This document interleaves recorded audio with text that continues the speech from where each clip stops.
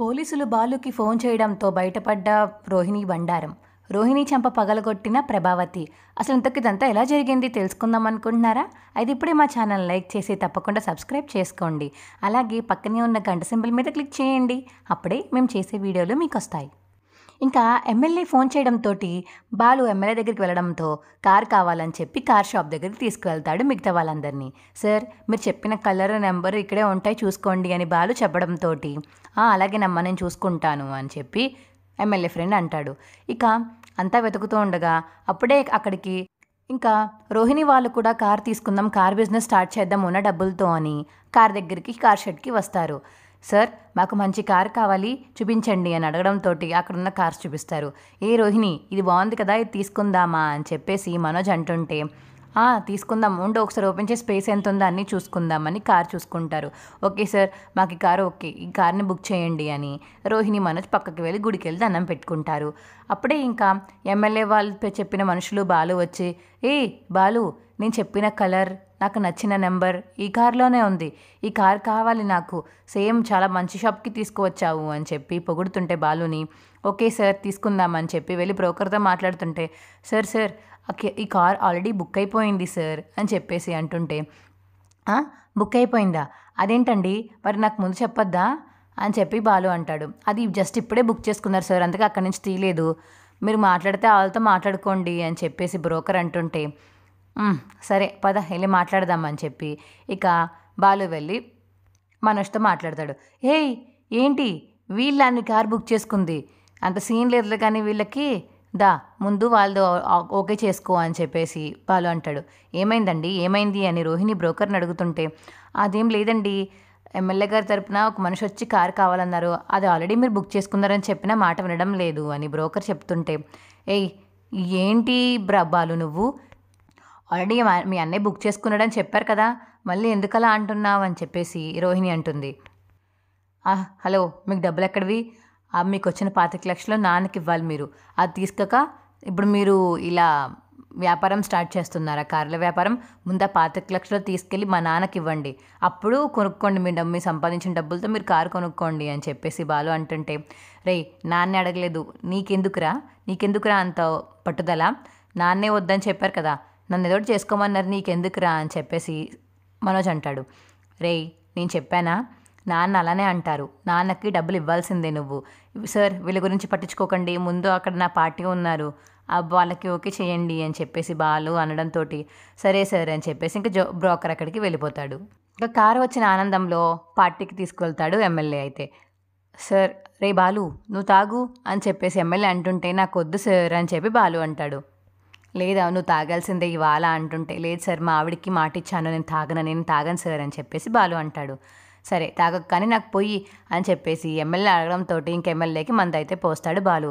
ఇంకా చూసిన గుణ వీడియోస్ తీసి బాలుని కావాలని చెప్పేసి మందు తాగినట్టు ప్రూవ్ చేద్దామని చెప్పి రకరకాల వింత ప్రయత్నాలన్నీ చేస్తాడు. ఇంక అన్నీ కలిపి ఒక వీడియో కింద చేసి సోషల్ మీడియాలో అప్లోడ్ చేస్తాడు. ఇదేమీ తెలియక పాపం బాలు ఇంక అక్కడి నుంచి వెళ్ళిపోతాడు. సరే అని చెప్పి ఇంకా క్యాబ్ నడుపుకుంటుంటే అప్పుడే వీడియో మొత్తం వైరల్ అవుతుంది. ఇంక అందరూ చూసి ఏంటిది కారాపు అని చెప్పేసి దిగేసి వెళ్ళిపోతుంటే ఏమైంది సార్ ఏమైంది అని చెప్పి బాలు అడుగుతుంటే ఇదిగో ఇది చూడు, ఇంత తాగుబోతు కార్ మేము ఎక్కము అని చెప్పి దిగేసి వెళ్ళిపోతారు కస్టమర్స్. అయితే అదేంటన్నా ఇది నేను చూడలేదే, అది నిజం కాదు అని చెప్పి బాలు ఎంత చెప్తున్నా వినకుండా చూస్తూనే తెలుస్తుంది నువ్వు అంత తాగుబోతు, ఏం చెప్పాల్సిన అవసరం లేదు అని అక్కడి నుంచి వెళ్ళిపోతారు. ఇంకా శివ వాళ్ళ ఇంట్లో ఉన్న మీనాకి కూడా శివ ఫోన్ ఓపెన్ చేసి ఇదిగో చూడు, ఇప్పుడే కదా గున్నాగడికి బుద్ధి చెప్పావు, మీ ఆయన చూడు ఎలా తాగుతున్నాడో, తాగుబోద్దని ప్రూవ్ చేసుకున్నాడు, ఇప్పుడు ఇంకెవరూ మీ ఆయన కారు ఎక్కరు, కావాలంటే చూడు అని చెప్పి ఫోన్ చూపిస్తాడు శివ. ఇక మీనా ఫోన్ చూసి కుప్ప కూలిపోతుంది అక్కడికక్కడే. అయ్యయ్యో ఇదేంటి ఇలా చేశారు, ఇది నిజం కాదు, ఇది నిజమై ఉండదు, ఆయన తాగరు అని చెప్పేసి మీనా అయితే ఏడుస్తుంటుంది. ఇంకా కల్లారా చూసాక కూడా నాకు నమ్మకపోతే ఇంక నేమన్నాలో నాకు అర్థం కావట్లేదు అక్క అని చెప్పి శివ అంటాడు. నువ్వు నోరు మూయరా, అమ్మ అల్లుడు గారికి ఫోన్ చేసి కనుక్కో అసలు ఏం జరిగిందో అని చెప్పి మీనా వాళ్ళ అమ్మ అంటుంది. సరేనమ్మా నేను ఇంటికి వెళ్తాను అర్జెంటుగా అని చెప్పేసి ఇంకా మీనా గబగబా బయలుదేరుతుంది ఇంటికి.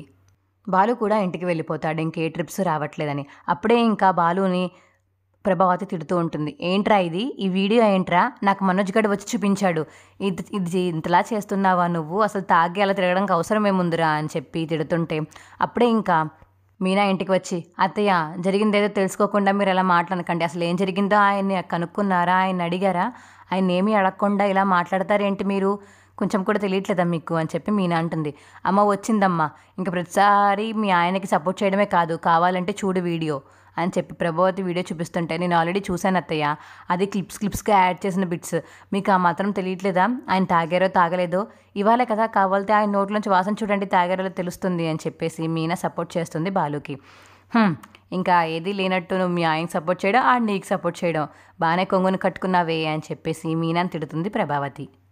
రే బాలు, నువ్వు చెప్పరా, నిజం చెప్పు, తాగావా అని చెప్పేసి సత్యం అడుగుతుంటే, నాన్న నువ్వు కూడా ఏంటి నాన్న వీళ్ళలాగా, నేను తాగలేదు నాన్న, ఆ ఎమ్మెల్యే ఆయన పోయమని చెప్పారు మందు, సో గ్లాసులో పోసాను అంతేగాని ఏదో వీడియో చూడు కావాలంటే నేను తాగినట్టు ఎక్కడన్నా అసలు కనిపిస్తుందా మీకు, అక్కడ దారిలో నేను కాలు జారి పడిపోతుంటే ఎవరో వీడియో తీశారు, అది ఇది కమెంట్ చేసి వీడియో ఎడిట్ చేసి పెట్టారు, ఈ సోషల్ మీడియాలో వ్యూస్ కోసం లైక్స్ కోసం ఇలాంటి పిచ్చి పిచ్చివన్నీ పెడుతూ ఉంటారు, మీరు అవన్నీ నమ్మితే ఎలా నాన్న అని చెప్పేసి బాలు అంటాడు.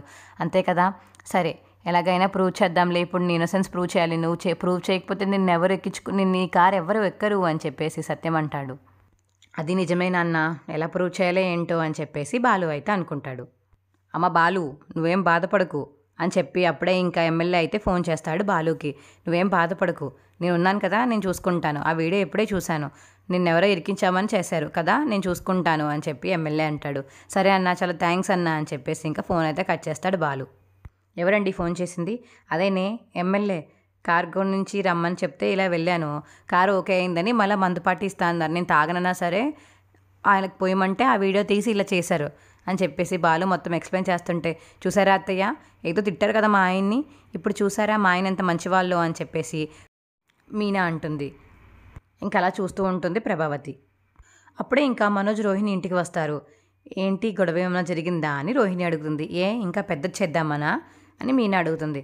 చచ్చే అలా మాట్లాడతావేంటి మీనా, నేను దాని గురించి అడగట్లేదు, ఏమైనా గొడవ జరిగిందా, అందరు సీరియస్గా ఉన్నారు ఏంటి అని అడుగుతున్నాను అంతే అని రోహిణి అనడంతో, ఏం లేదు కానీ మీరు ఎక్కడికి వెళ్ళొస్తున్నారు అని చెప్పి సత్యం అడుగుతాడు. అదే మామయ్య గారు డబ్బులు వచ్చాయి కదా, ఏదైనా చిన్న బిజినెస్ పెడదామని చెప్పి కార్స్ చూడడానికి వెళ్తున్నామని రోహిణి అనడంతో, ఏంటి ఆ డబ్బులు మా నాన్నకి ఇమ్మంటే మీరు జల్సాలు చేస్తున్నారా, కార్ బిజినెస్ చేయడం ఏంటి, మా నాన్న అడిగాడు కదా, మా నాన్నకి ఇచ్చేయమని చెప్పాను కదా నేను అని బాలు అంటాడు.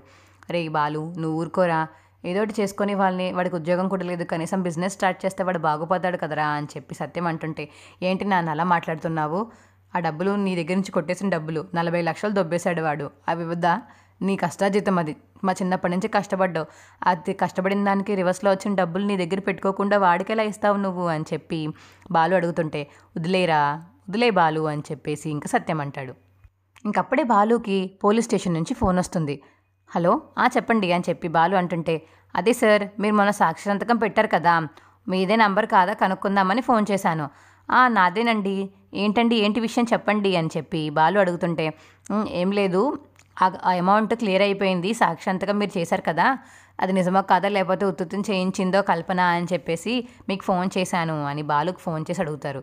అవునండి సాక్షి సంతకం అసలు దేని గురించి అండి అని చెప్పి బాలు అడుగుతుంటే, ఏం లేదండి, ఆ అమ్మాయి 45 లక్షలు ఒకడికి ఇవ్వాలి, అందుకని చెప్పి తను బ్యాంక్ ట్రాన్స్ఫర్ చేసింది, మళ్ళీ రివర్స్లో తను డబ్బులు ఎక్కడ తీసేసుకుంటుందో అని చెప్పేసి సాక్షి సంతకం పెట్టమన్నారు, అందుకని మీ చేత సాక్షి సంతకం పెట్టించుకున్నారు అని బాలుకి పోలీస్ చెప్పడంతో, అవునా సార్ 45 లక్షలా అని చెప్పేసి బాలు మనసులో అనుకుంటూ ఉంటాడు. ఏంటిది నీ మనోజ్ గడి మ్యాటర్ లాగే ఉందని చెప్పేసి మనసులో అనుకుని, సార్ ఆ డబ్బులు ఇచ్చిన కస్టమర్ పేరు ఏంటండి, కల్పన, డబ్బులు తీసుకున్నవాడి పేరు ఏంటండి, మనోజ్ అమ్మ అని చెప్పడంతో ఇంకా బాలుకు ఒకేసారి షాక్ అయిపోయి, సరే సార్ ఎంత తీసుకున్నారండి, 45 లక్షలమ్మ, ఫోన్ మొత్తం ట్రాన్స్ఫర్ బ్యాంక్ అకౌంట్లో ట్రాన్స్ఫర్ చేసి వెళ్ళిపోయింది, తను కెనడా వెళ్ళిపోయింది అని చెప్పేసి ఇంకా పోలీస్ నిజం చెప్పడంతో, అలాగే సార్ నేను మళ్ళీ చేస్తాను సార్ అని చెప్పి ఫోన్ కట్ చేస్తాడు. ఇంకా బాలు అయితే సరేనమ్మా అని పోలీస్ కూడా ఫోన్ కట్ చేస్తారు.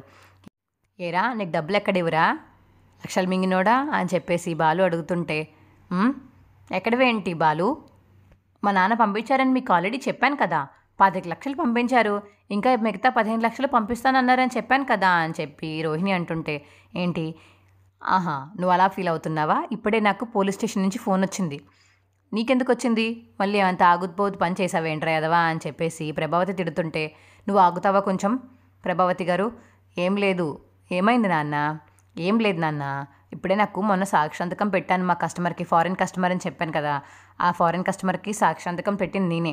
ఇప్పుడు వాళ్ళే ఫోన్ చేసి 45 లక్షలు నేను ఫోన్పే చేశారమ్మా, నువ్వు సాక్షాంతకం పెట్టావు కదా అందుకని చెప్పేసి నీకు ఫోన్ చేశాను. ఆ అమ్మాయి కల్పన డబ్బులు ఇచ్చేసి వెళ్ళిపోయింది ఆల్రెడీ కెనడా. సో క్లారిఫికేషన్ కోసమని నీకు మళ్ళీ ఫోన్ చేసి నేను కనుక్కుంటున్నానని నాకు చేశారు అని చెప్పేసి బాలు అంటుంటే, ఇందులో వాడికి దీనికి సంబంధం ఏముందిరా అని సత్యం అడుగుతుంటే, సంబంధం ఉంది నాన్న, ఆ ఫారిన్ కంట్రీ అమ్మాయి ఎవరో కాదు, వీడిది మాజీ లవరే అని చెప్పేసి బాలు చెప్పడంతో ఒకసారిగా షాక్ అయిపోతారు సత్యం ఇంకా ప్రభావతి. పైగా ఆ డబ్బులు వీడికి వచ్చిందే కాకుండా మనకు దాచిపెట్టి ఇంకోటి ఏంటనుకున్నావు, పార్లమ్మ వాళ్ళ నాన్న పంపించారని అబద్ధం చెప్పారు అని చెప్పి బాలు చెప్పగానే ఇంకా కోపంతో రగిలిపోతుంది ప్రభావతి. అయితే ఏం మాట్లాడుతున్నావు బాలు, నీకెవరు చెప్పారు అలాగా, నేను చెప్పాను కదా మా నాన్న 25 లక్షలు పంపించారని అని చెప్పేసి రోహిణి అంటుంటే, నువ్వు నాటకాలు ఆడుకు పార్లరమ్మా, నాకు ఇప్పుడే పోలీసులే ఫోన్ చేసి చెప్పారు, కావాలంటే పద పోలీస్ స్టేషన్కి వెళ్ళి మాట్లాడుకుందామని చెప్పి బాలు అంటుంటే ఇంకా సైలెంట్ అయిపోతుంది రోహిణి. ఇప్పుడు ఆ డబ్బులు వస్తే నాన్నకి ఇవ్వాలని చెప్పేసి మీ దగ్గర డబ్బులు ఉండవని చెప్పేసి మీ దగ్గర దాచుకుని అబద్ధాలు ఆడారా, ఇప్పుడు ఆ డబ్బులు వస్తే 3 వాటాలు చేయాలని చెప్పేసి మీ దగ్గర ఉంచేసుకుని మీ నాన్న పంపించారని అబద్ధాలు ఆడారా అని చెప్పేసి ఇక బాలు అంటాడు. ఏంటే రోహిణి, వాడు చెప్తుంది నిజమేనా అని చెప్పి ప్రభావతి అడుగుతుంటే, అది కాదత్తయ్య అని చెప్పేసి రోహిణి అంటుంది. నిజమా కాదా అది చెప్పు చాలు అని చెప్పి ప్రభావతి అంటుంది. అవునత్తయ్య, అయ్యి మనోజ్ వాళ్ళ మాజీలు ఎవరిచ్చిన డబ్బులు అత్తయ్య అని చెప్పి చెప్పగానే ఇంకా ఒక్క చెంపదెబ్బ కొడుతుంది ప్రభావతి. అయితే ఇంక రోహిణిని, అంత నమ్మకం పెట్టుకున్నాను, వస్తాయిలా వచ్చాయని చెప్పడం మానేసి డబ్బులు దొబ్బేస్తారా, అది పైగా మళ్ళీ మీ నాన్న పంపించారని అబద్ధం చెప్తావా, అసలు ఎక్కడ మనుషులరా మీరు, చిచి అంత అబద్ధం చెప్తారా అని ఇంకా కోపం పడుతుంది ప్రభావతి. ఊరుకో ప్రభా, అలా చేసుకోకూడదు కోడల మీద అని చెప్పి సత్యం అంటాడు.